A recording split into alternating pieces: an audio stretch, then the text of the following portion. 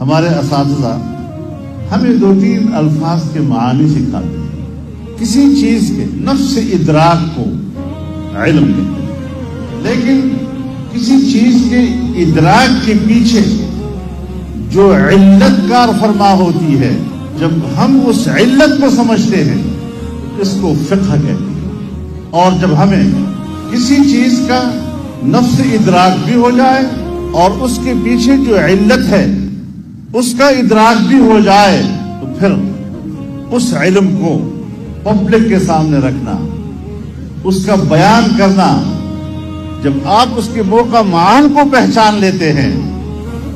تو اس کو پھر حکمت کہتے ہیں. تو جب انسان کے اندر علم بھی ہو،